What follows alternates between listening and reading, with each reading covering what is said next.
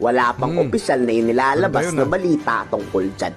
Pero sana lang ay mayroong gumugulong ng samahan para mapigilan na ang paghahari ng China sa mundo. Gusto nyo bang sunod-sunuran tayo sa incheck pag nagkataon?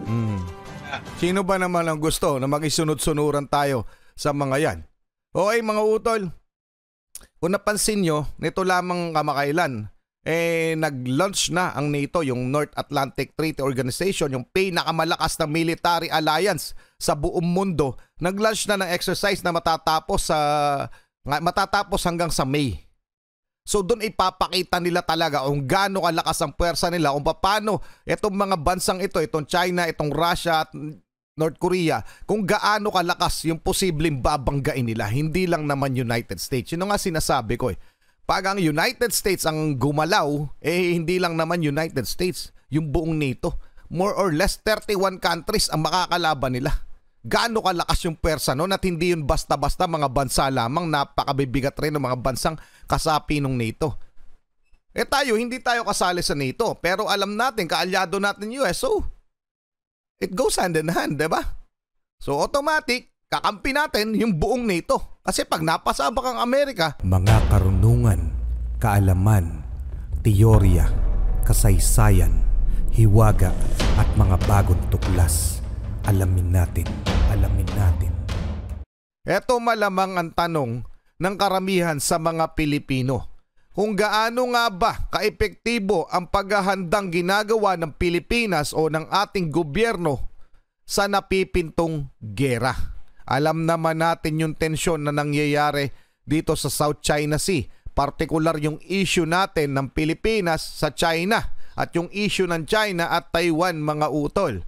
Okay? So marami nang ginawang hakbang ang ating gobyerno. Kung hindi ninyo napapansin, 'di ba? Yung EDCA sites, yun yung una. Kaliwat kanan na exercise, military exercises at pagpapalawak ng ating tie-up with sa ating mga kaalyadong bansa. Pero ito mga utol, mula sa war expert, malaking gera ito, nagbanta na magkakagera. Gibo is preparing for worst case scenario. Dapat naman talaga mga utol. Siyempre mamaya pag-uusapan natin, magbibigay rin ako ng aking insights at siyempre ng inyong insights, kailangan ko rin yun. Mula ito kay Mevs Castle, pakisubscribe siya, pakilike na rin yung video game na.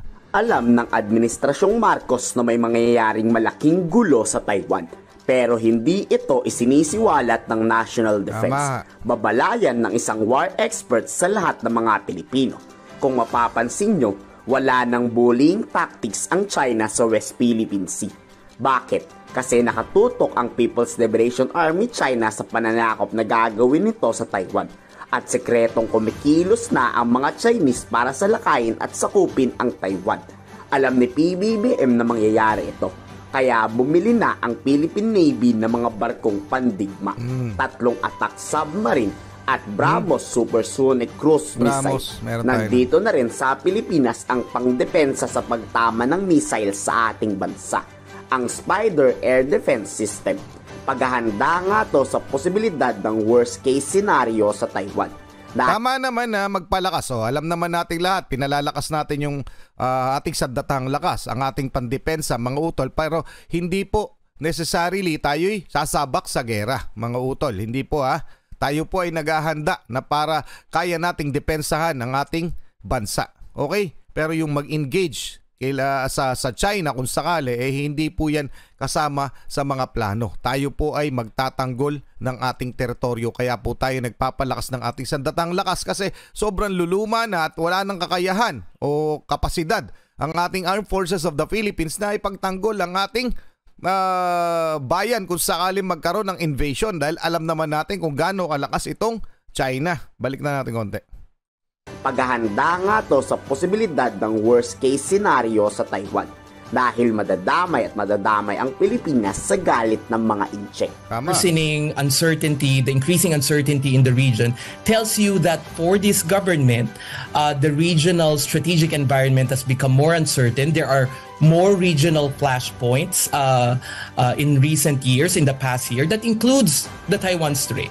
So if you're pursuing an independent foreign policy, you plan for the worst case scenario. We have 200,000 Filipinos in Taiwan, and in case of the worst case scenario, it will be the largest repatriation perhaps in Philippine history of overseas Filipino workers. So I think yun mga utol. Yun yung main concern, 'di ba? Gusto talaga isusulong talaga ng China yung One China policy nila. So talagang kukubkubin nila, o kumbaga sa by hook or by crook, kukubkubin nila ang Taiwan kung sa kahit anong paraan. Okay, kung sakali man, ang main concern dito ng Pilipinas ay yung mga OFW natin na nasa Taiwan. More or less mga 160,000 or baka 200. Basta ganun yung figure. Mga utol, isipin nyo naman kung gaano kadaming Pinoy ang nasa Taiwan. Siyempre, paano pinaghahandaan ng ating Pangulo yung mga bagay na yan, no?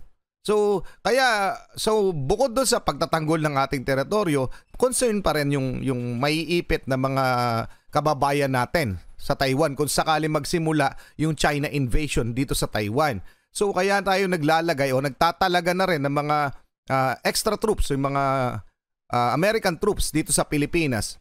At bakit na rin naglalagay ng mga nakapwesto na? Kasi mapakalapit ng Pilipinas sa Taiwan. Kumbaga kung sakaling magkakaroon ng invasion, mabilis na madidetect ng mga troops dito sa Pilipinas kung anong mangyayari sa Taiwan. Kesa naman manggaling pa sa Guam, sa Hawaii, yung reinforcement ng United States of America. So parang ang nangyayari kasi sa Pilipinas, sa aking palagay at yun na rin to sa aking mga nabasa, parang tayo nagiging parang espiya. Na pagmamasdan natin ng husto, yung Taiwan, yun yung pagiging useful natin.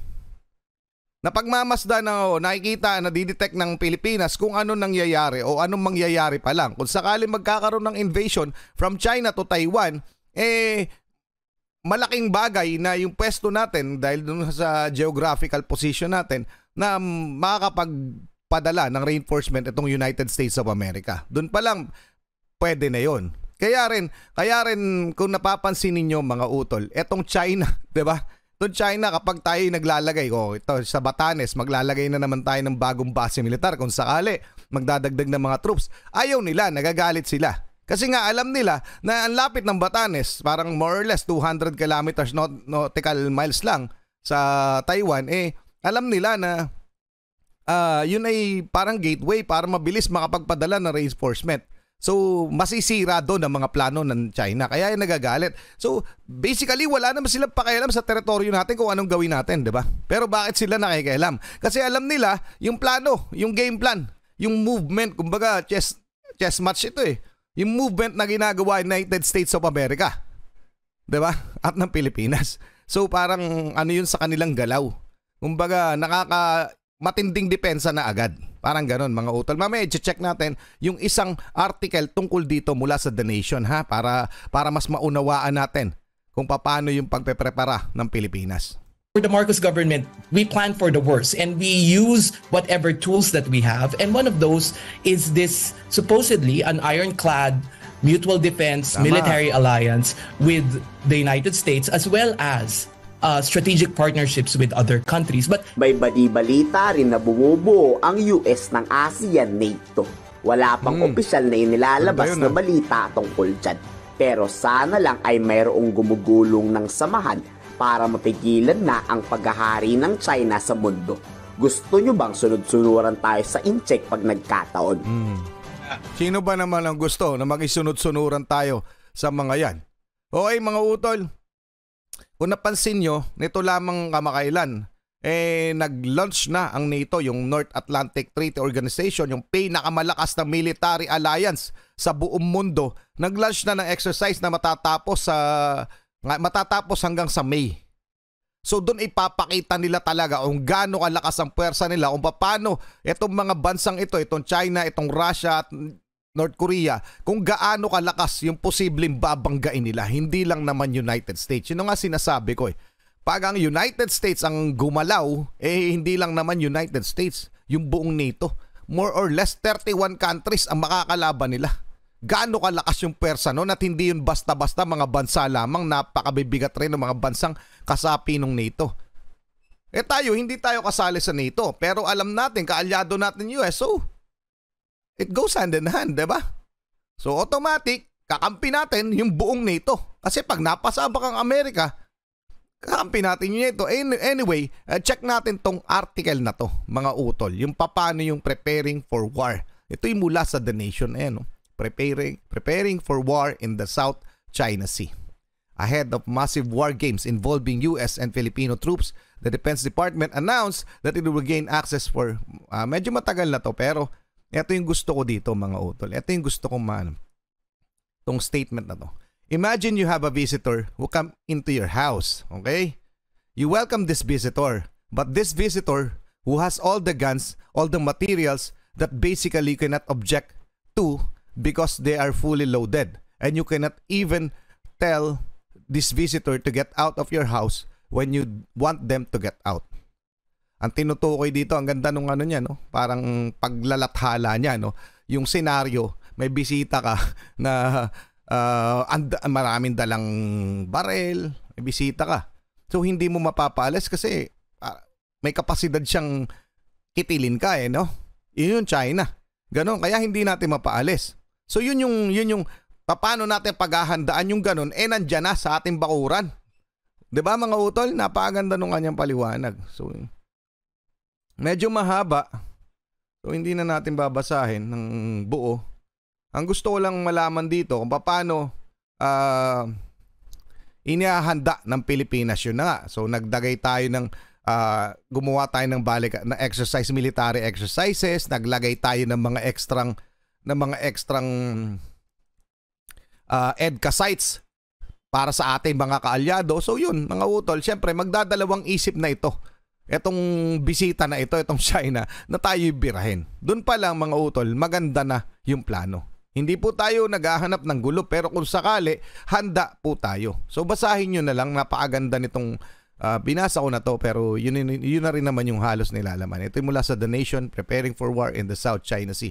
Ganyan po tayo naghahanda. At palagay ko, hindi naman tayo makakawawa ng husto kung sakaling magkaroon ng gera. Tuloy na muna natin. Kung magkakaroon talaga ng malaking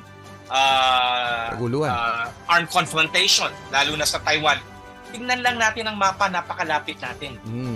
Kaya whether we are an ally of the United States or not, whether we allow the Americans to have greater access do sa tinatawag nating EDCA sites, we would of course be affected. Yan talaga ang kinagagalit na naman ng mga incheck. O di ba, lagi silang galit sa gagawing aksyon ng Pilipinas. Dito mariing tinutulan ng China ang patuloy na pagpapapasok ni PBBM ng mga sundalong Amerikano sa bansa. Gigil na naman itong Chinese spokesperson. Wala nang ibang sinabi kundi tutulan si Pangulong Marcos. Kasi kahit wala naman talaga sila pakialam ano man ang gawin natin sa ating teritoryo. Bakit sila may pakialam? Kasi nauunsyame yung mga plano nilang gawin sa Taiwan at sa South China Sea dahil alam nila may malaking puwersa na nag-aabang na sila'y kumilos ng masama. Yun yung tanging dahilan nito. Kita mo, ang pahayag nila sa media palagi ang pakikialam ng United States o mga Western countries ang nagiging dahilan kung bakit magulo sa South China Sea. Palagay nyo ba yun? Amerika ang dahilan? O China ang dahilan kung bakit may tension dito? Ako, para sa akin, China ang dahilan yan. Umalis sila sa teritoryo natin. Sige, sa inyo na yung Taiwan, pero wag niyong pakialaman yung mga teritoryo namin. Okay na yun. Para sa akin, ganun ang stand ko dyan, mga utol. Gusto nyo i-push yung One China policy? O sige, sa inyo na yung Taiwan kasi meron naman talaga kayong history na ganun. Okay, pero wag nyong pakialaman ang teritoryo namin sa West Philippine Sea. Tapos ang usapan, di ba? Dapat ganun.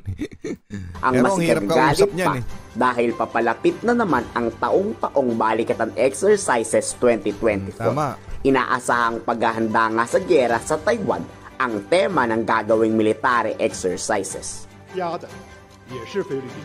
na naman, no? External forces. 释放多少烟雾弹，打多少口水仗，都改变不了以下的事实。向外部力量支持，无视中方善意和克制。 China's goodwill lang po. 一再挑衅东方原则和底 Ulit 线， no? 这是导致海上局势升温的主要风险。中方始终致力于同包括菲律宾在内的东盟国家，通过对话协商，共同维护南海和平稳定。同时，中方维护自身领土主权和海洋权益的决心坚定不移。Safeguard is